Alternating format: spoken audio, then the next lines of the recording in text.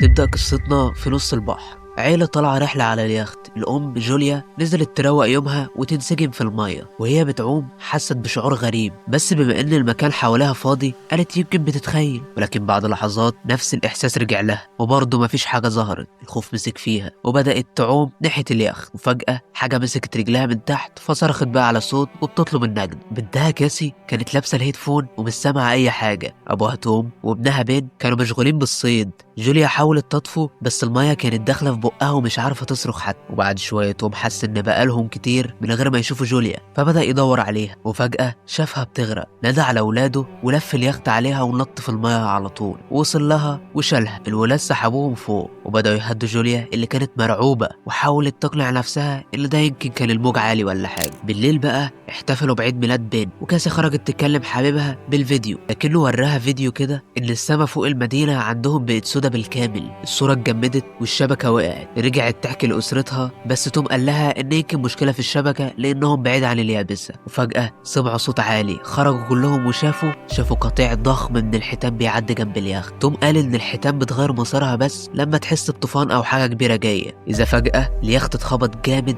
وبين وقع، وتوم خاف يكون في ضرر فنزل يغوص يشوف. رجع بعد كده كتفه مفتوح بجروح جامدة. جوليا خيطت الجرح بسرعة وقال إن حس بكائن ضخم وراه، لكنه افتكر إن المروحة هي اللي قصته وعورته، بس كان متأكد إن اللي تحت المية ده كان حجمه غير طبيعي. وبعدها اكتشف إن اليخت اتأذى جامد وإنهم لازم يطلبوا المساعدة. جوليا راحت على الراديو، وكاسي بتحاول تلقط شبكة من أي مكان بس ما فيش فايدة للأسف. كاسي صرخت فجأة بعد ما شافت حاجة غريبة، لكن طلعت هزار من بين اللي كان لابس ماسك. وبعد شوية اليخت فصل تماما في نص البحر، وجوليا سمعت صوت على الراديو بس مش واضح. وتوم حسب إن أكلهم وميتهم مش هيكمل غير 4 أيام بس. الليل جه وفجأة الرادار لمح حاجة وطلعوا يجروا بره. انصدموا لما شافوا نيازك بتنزل في كل اتجاه، وكل واحدة بتنزل معاها انفجار ضخم. واحدة منهم بتقع قريب جدا من اليخت، فحاول توم يشغل الموتور بأي طريقة. اشتغل للحظة لكن نيزك تاني ضرب المنطقة وفضلوا متجمعين من الخوف. وفجأة توم لاحظ إن النيازك دي مش نيازك، دي أقمار صناعية بتقع من السماء.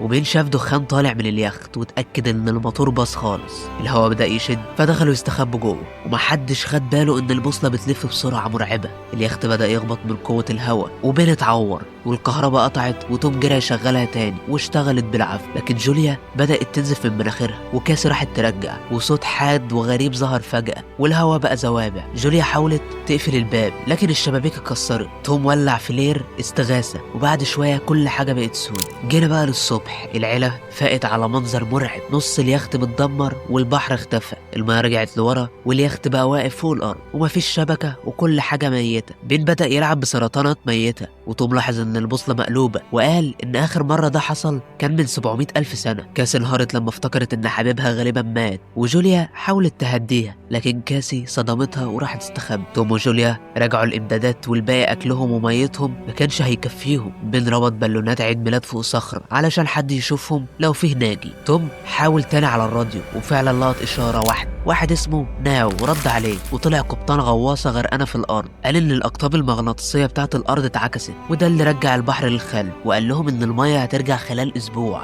ولازم يطلعوا لأعلى مكان قبل ما يحصل الفيضان الكبير. وأكد إنه ما شافش أي ناجين غيرهم. وبعد إلحاح من جوليا وتوم إنهم ينقذوا أولادهم اداهم إحداثيات الغواصة أخيرا. توم حسب إن الرحلة هتاخد 2 أو 3 وقال لهم يرتاحوا الليل. جينا للصبح بقى وهم بيجهزوا، توم شاف حد غريب بيتحرك قريب منهم، وطلع راجل أعرج ماسك رمح صيد ومعاه كلب بيهوى بشكل مجنون. توم قرب منه واداله ميه، بس الراجل بيتكلم بلغة غريبة. ومجرد ما شرب فجأة ضربه بالزجاجة على دماغه ورزعه كمان برجله، وبسرعة غرز رمح الصيد في بطن توم. جوليا جريت لكن الراجل لحق توم وقطع رقبته وقتله للأسف. وبدأ يجري ورا جوليا وحدف عليها الرمح وجرح كتفها. وجوليا استحملت الوجع وجرت على اليخت وقفلت الباب بالمفتاح، وخبت ولادها كده جوه الكنبة وادتهم مسدس الفلير، وهي استخبت في الحمام ومعاها سكينة. الراجل المجنون بدأ يخبط على باب اليخت لحد ما كسره ودخل بقوة. أول حاجة عملها إنه خطف شوية أكل، وبعدها فضل يلف يمين وشمال يدور على أي حد مستخبي، وراح ناحية الحمام. بس جوليا بقلب جامد زحفت من فتحة صغيرة وخرجت له. الراجل افتكر إن هي هربت، لكن أول ما طلعت كلبه شافها وبدأ ينبح. الكلب هجم عليها وهي غرزت السكينة فيه وقتلته. الراجل سمع صوت الكلب وطلع وهو مولع غضب، وخصوصا لما شاف جثة كلبه. في الوقت ده بقى جوليا حاولت تخش اليخت من الجهة التانية، طلعت لحد الشباك المكسور وبتحاول تدخله، لكن الراجل لحقها قبل ما تلحق نفسها، مسكها وبدأ يديها بوكس هنا على بوكس هنا لما وقعت على الأرض.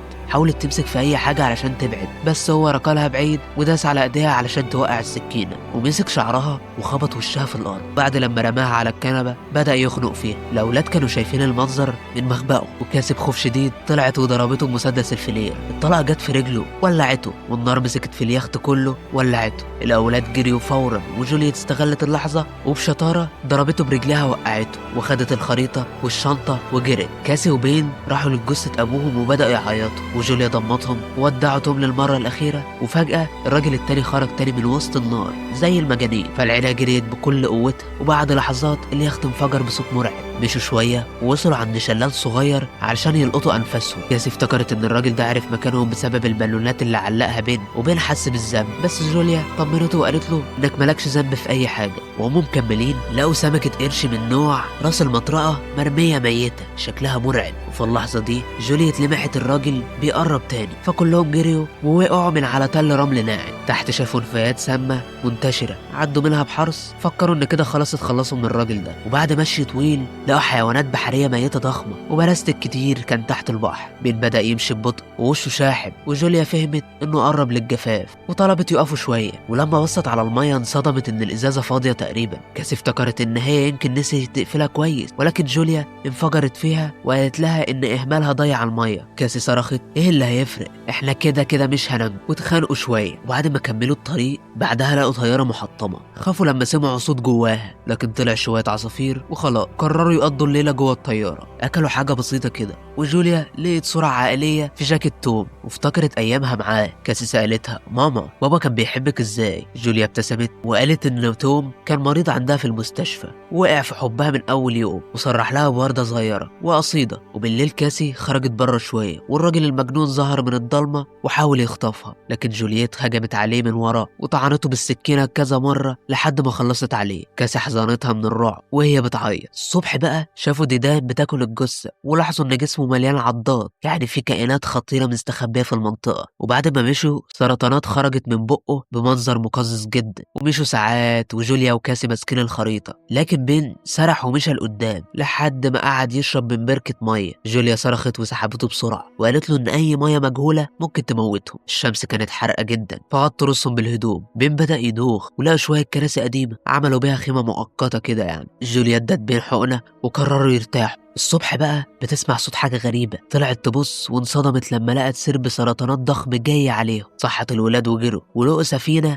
بتاعت شحن عليها 3 ناجين. 6 حاولت تساعدهم، لكن الاتنين التانيين قفلوا الكونتينر عليها وسابوهم، والسرطانات قربت. جوليا طلعت علشان تطلع ولادها فوق الكونتينر، وهي بتتسلق السرطانات عضتها بقوة. الولاد سحبوها، لكن السرطانات دخلت جوه السفينة، وطاقم السفينة بدأ يضرب نار، لكن مفيش فايدة. اتهاجموا واحد ورا التاني، واخر واحد اتسحب من السقف ومات. جوليا ربطت جرحها وبعدها اغمى عليها، ولما فاقت لقت نفسها وسط عاصفة رملية والولاد مش موجودين. مسكت سلاح من واحدة ست ميتة وبدأت تصرخ عليهم لحد ما كاسي سمعتها ورجعت لها وقالت لهم ان الكونتينر مفتوح واستخبوا فيه لحد ما العاصفة تهدى. جوليا استخدمت ولاعة توم علشان تكوي جرحها، الوجع كان قاتل. بعد العاصفة لقوا كونتينر تاني مليان مية، ولما فتشوا الجثث لقوا راديو وبندقية. جوليا كلمت ناو وقالت لهم انهم ضايعين، وقال لها انهم اتهاجموا من كائنات اسمها المفصليات بقت مجنونه بسبب الاكسجين العالي، وحذرهم ان البحر هيرجع كمان ساعات قليله بس مش اسبوع ولا حاجه. جوليا ضربت فلير الاستغاثه وبداوا يمشوا ناحيه النوم، وبعد تعب طويل لقوا حمام قديم، وبين اخيرا قدر يعمل حمام. وبعدين لقوا الغواصه، لكن الطريق ليها كان صخري وطويل، وهم بيعدوا الصخور بدات تقع وتنهار وحصل انهيار صخري. جوليا زقت ولادها بسرعه، لكن حاجز صخري فاصل بينهم. جوليا قالت لهم يمشوا من غيرها. كاسي رفضت، لكن بعد خناق رضيت تمشي وبتوعدها ان هي ترجع لها. الولاد جريوا للغواصه على طول ولقوا ناو واقع وغرقان في دم، وقال لهم انه نهايته قربت ولازم يركبوا الغواصه فورا. كاسي افتكرت ان في مكان فاضي وجريت تدور على جوليا. جوليا شافت السرطانات جايه عليها، بدات تضرب نار، لكن عددهم كان كبير جدا وفجأة كاسي ظهرت فوق الحاجز الصخري ومدت لها ايديها. جوليا رغم جرحها بدأت تتسلق بسرعة كبيرة، وكاسي شدتها وجروا ناحية الغواصة، وبينه وهو فوق بيضرب نار عشان يشغل السرطانات.